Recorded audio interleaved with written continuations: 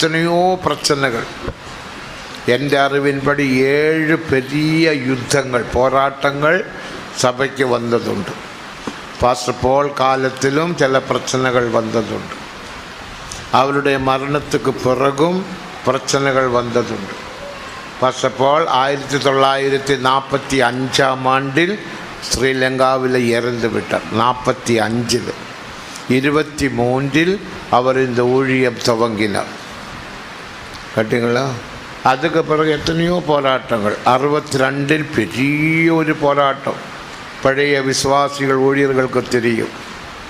நம்முடைய ஒரு பெரிய தலைமை பாஸ்டர் நம்மை விட்டு விலகினார். அது ஒரு பெரிய போராட்டம். தேவனுக்கு மகிமை. எத்தனையோ நல்ல நல்ல பெரிய பெரிய பாஸ்டர்ஸ் நம்மை விட்டு விலகினது. 58 பிரான்சில் ஒரு பாஸ்டர் விலகினார். கேட்டீங்களா? அப்போ அதெல்லாம் சபைக்கு பெரிய ஒரு புயல் காற்றடித்தது போல பிரச்சனைகள் வந்தது.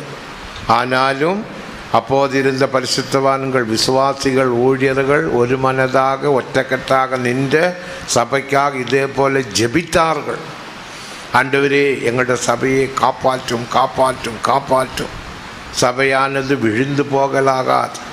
சபையானது கர்த்தருடைய வருகை நாள் மட்டும் நிலைத்திருக்க வேண்டும் என்று சொல்லி அநேக பரிசுத்தவான்கள், ஊழியர்கள், விசுவாசிகள் கண்ணீருடன் ஜெபித்தார்கள். அவருடைய ஜெபத்தினால் இன்றைக்கு தேவன் சபையை பாதுகாத்தார். இப்போது 100 வருடமாய் விட்டது. இனியும் பிரச்சனைகள் வரலாம், போராட்டங்கள் வரலாம்.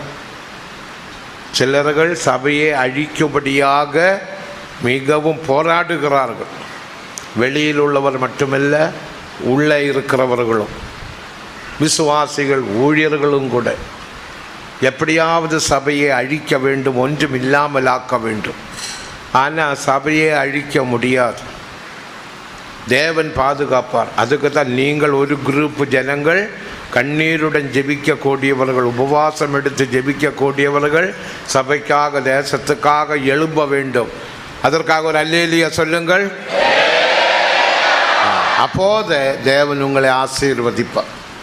நீங்கள் தேவனுக்காக வைராக்கியமாய் நிற்கும் போது தேவன் உங்களோட விஷயத்திலும் வைராக்கியமாய் நிற்பார். கேட்டீங்களா? ஆண்டவரே என்னை ஆசீர்வதின்னு சொன்னால் ஒன்றும் ஆசீர்வதிக்க போகிறது இல்லை.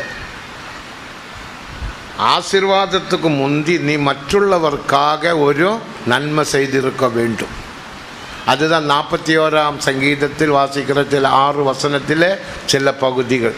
அதுபடினால் நம்முடைய சபைக்காக இன்னும் நீங்கள் அதிகமாக ஜெபியுங்கள். எந்த பிரச்சனைகள், உள்ளூர் போராட்டம், வெளியூர் போராட்டங்கள் ஒன்று வரக்கூடாது. சமாதான கேடு வரக்கூடாது. இனி அநேக ஊழியர்கள் இந்த ஊழியம் விட்டு விலகுவார்கள். அது வேத வசனம். சில ஆண்டவரே அவங்கள்ட்ட கழுத்து பிடிச்சு தள்ளுவாங்க, போ வெளியே. எங்கே வாசிக்கிறோம்? அப்படி தள்ளும் என்று எங்கே வாசிக்கிறோம்? சிலர் சொல்கிறாங்க ஊழியம் விட்டு போயிட்டாங்க. அவனொன்னும் போகவில்லை. ஆண்டவர் அவன் கழுத்தை பிடிச்சு தள்ளிட்டாங்க. எசேக்கியேல் 34:10 வசனத்தை படியுங்கள். தங்களை மேய்க்கிறதான மேய்ப்பர்களுக்கு ஐயோ கஷ்டம். அவர் இனியும் ஆடுகளை மேய்க்காதபடிக்க மேய்க்கும் தொழிலை விட்டு நான் அவர்களை விலக்குவேன். தங்களை மேய்க்கிற ஊழியர்கள் பணம் கிடைச்சால் உடனே அவன் இஷ்டத்துக்கு, அவனுடைய சுய விருப்பத்துக்கு ஏற்றதான இப்போ ஹோட்டலில் போய் சாப்பிடுகிறது, அந்த பொருள் வாங்குறது, இந்த பொருள் வாங்குறது, தேவையில்லாத பொருள் வாங்குறது, ஏதாவது வாங்கி சில சொந்தக்காருக்கு கொடுக்குது, அவங்களுக்கு கொடுக்குது, இவங்களுக்கு கொடுக்குது. இதெல்லாம் தேவ சித்தம் இல்லை. கேட்டீங்களா? தேவனோட பணத்தை, ஒரு பைசா பணத்தை வீணாக்கக்கூடாது ஊழியர்கள்.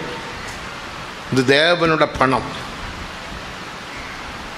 பணத்தை வீணாக்கினால் அவனே தேவ சபையில் நிலைத்திருக்க முடியாது. அதனால் தான் ஊழியர்கள் வந்து உங்களிடத்தில் கொஞ்சம் பணம் கொடுங்க, அது கொடுங்க, அவருக்கு உதவி செய்யுங்க, இவருக்கு உதவி செய்யுங்க, கொஞ்சம் பணத்தை கொடுத்து செய்யுங்கன்னு சொன்னால் நீங்கள் செய்யக்கூடாது. நீங்கள் செய்யவே கூடாது. ஊழியர்களுக்கு அப்படிப்பட்ட பிஸ்னஸ் இல்லை. நீங்கள் செய்தால் அந்த சாபம் உங்களுக்கு வந்துவிடும். நீ கொடுத்த பணம் பின்ன திருப்பி கிடைக்காது. கேட்டிங்களா? மொபைல் கொடுக்காதீங்க எங்களோட ஊழியர்களுக்கு. அந்த மொபைல் கொஞ்சம் கொடுங்க, நான் ஃபோன் பண்ண கொடுக்கக்கூடாது. ஊழியர்களை கெடுக்காதீங்க. ஊழியர்கள் ஒன்றும் மொபைல் பேச வேண்டிய அவசியம் இல்லை. அவங்களுக்கு விசுவாச வீட்டில் என்ன உண்டு? ஃபோன் உண்டு. இப்போ சிஸ்டர்ஸுக்கு தனி ஃபோன், பிரதர்ஸுக்கு தனி ஃபோன் உண்டு. அது போதும். இனி உண்ட ஃபோன் வாங்கி அல்லது பேசணும். நீங்கள் தயவு செய்து ஊழியர்களுக்கு ஃபோன் கொடுக்காதீங்க. அது யாராகட்டும். உங்கள்ட மொபைல் கொடுத்து எங்கள்ட எந்த ஊழியர்களுக்கும், அந்த பாஸ்டர் எம்டி தோமஸுக்கும் கூட கொடுக்கக்கூடாது. யாருக்கு கொடுக்கக்கூடாது சொல்லுங்க? பாஸ்டர் எம்டி தோமஸுக்கு கொடுக்கக்கூடாது. வந்து கேட்பாங்க, போ வெளியே, அப்படி சொல்லிடணும். காரணம், இவ்விதமான காரியங்களினால் ஊழியர்கள் அழிந்து போகக்கூடாது, சபையிலும் பிரச்சனைகள் வரக்கூடாது. அப்புறம் நீங்கள் சொல்லும், அப்படி இப்படி இப்படி நாங்கள் என்ன செய்ய முடியும்? நாங்கள் என்ன செய்ய முடியும்? அப்போ நாங்கள் கேஸுக்கு போவோம். கேஸுக்கு போனாலும் ஒன்றும் பிரயோஜனம் இல்லை. நீயும் ஜெயிக்காது, ஆரும் ஜெயிக்காது. உனக்கு பணம் நஷ்டம்தான் வரும். ஆனபடியினால் ஊழியர்கள் யாராவதும் பணம் கேட்டு வந்தால் தயவு செய்து யாருக்கும் கொடுக்காதீங்க. பின்ன என்ன கொடுக்காதீங்க சொல்லுங்க? கோபமா? ஃபோன், மொபைல் கொடுக்காதீங்க. ராத்திரியில் நான் பேசணும், நீ உண்ட சிப் ஒன்று தர வேண்டாம், என்கிட்ட இருக்குது. அதே ஆபத்து. உடனே நீங்கள் அது வந்து சென்ட்ரல் பாஸ்டர்கிட்ட சொல்லணும். இன்றைக்கி அநேக ஊழியர்கள் தனிப்பட்ட முறையில் சிப்பு வாங்கி வச்சுருக்கிறாங்க. அவங்க வீட்டுக்கார் வாங்கி கொடுத்துருக்குறாங்க. வீட்டுக்கார் ஊழியத்துக்கு அழைத்தது மட்டுமல்ல, தந்த மகளை தந்த மகனே அழிக்கும் படிக்க இப்படிப்பட்டதான திருட்டு வேலையும் செய்கிறாங்க. திருட்டு வேலை. ஏன் நீ சிப்பு வாங்கி கொடுக்கணும்? அப்படி இல்லை, உங்கள் மகளையோ மகனையோ உங்கள் வீட்டில் வைக்க வேண்டியதானே? ஏன் ஊழியத்துக்கு அனுப்பணும்?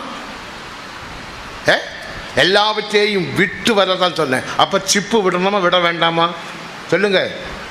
சொல்லுமா, என்ன சொல்லாமல் இருக்கிறீங்க? சிப்பு விடணுமா விட வேண்டாமா? அப்போ எப்படி நீ வாங்கி கொடுக்கலாம்?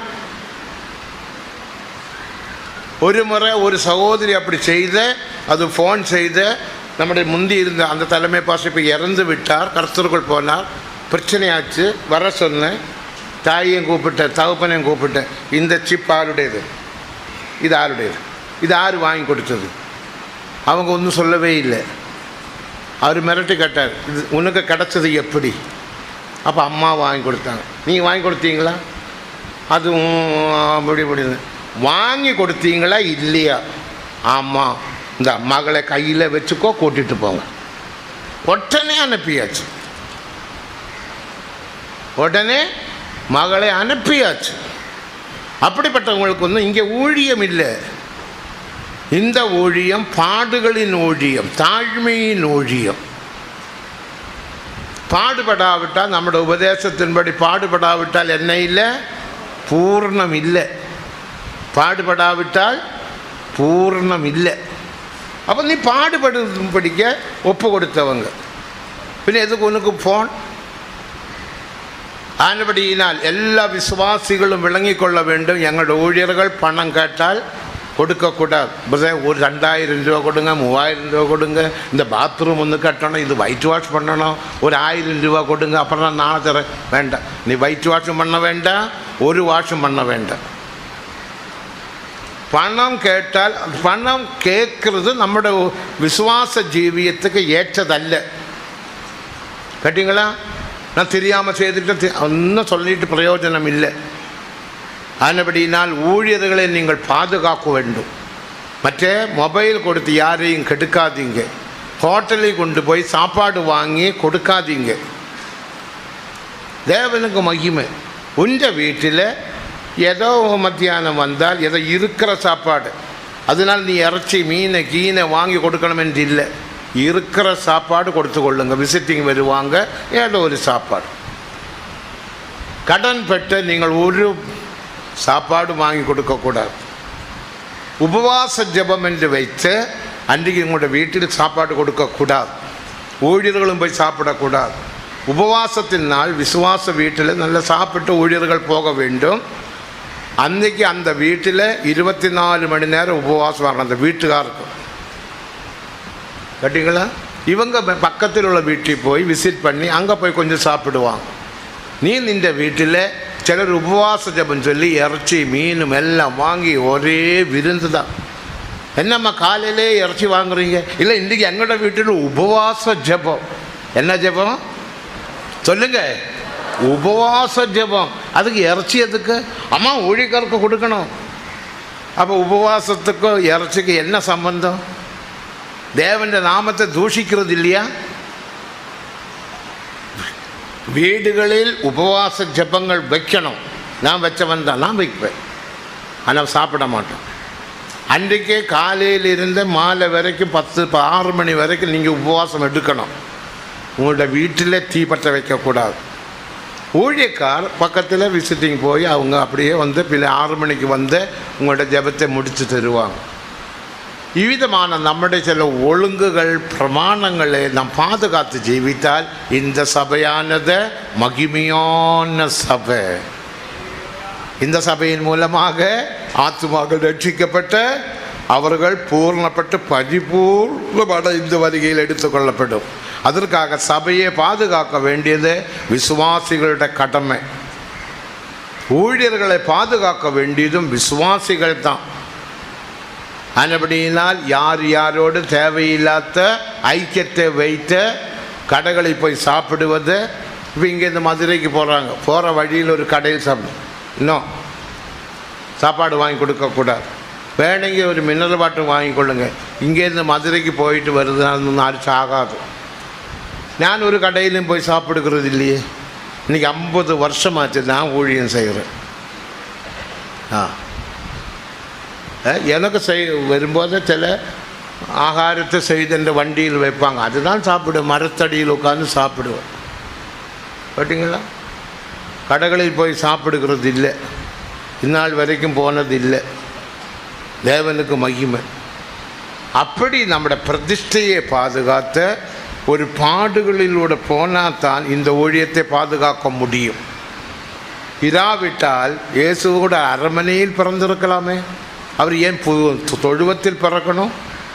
எங்கேயோ பிறந்த தொழுவத்தில் படுக்க வச்சாங்க இல்லையா? ஏன் நம்முடைய அருமநாதனா இயேசுவுக்கு அந்த கோலம்? அதான் நம்முடைய மார்க்கம், தொழுவத்தின் மார்க்கம். ஆகையால் இந்த மார்க்கத்தை நீங்கள் யாரும் கெடுக்காதீர்கள். இந்த மார்க்கம் இனி கர்த்தரோட வருகை நாள் மட்டும் இதே நிலைமையில் காணப்படும்படியாக மறுபடியும் கரங்களை உயர்த்தி ஸ்தோத்திரம் பண்ணுவோம்.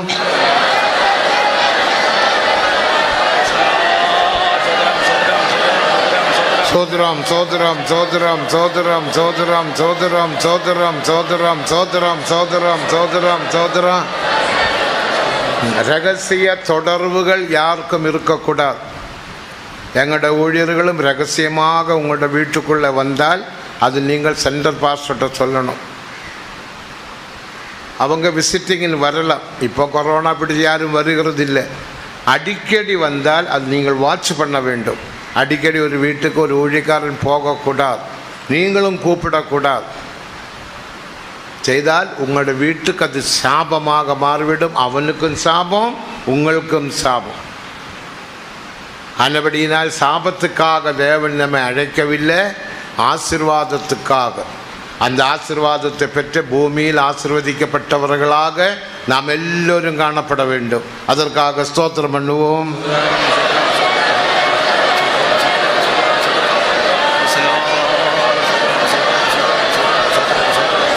ஆமென்.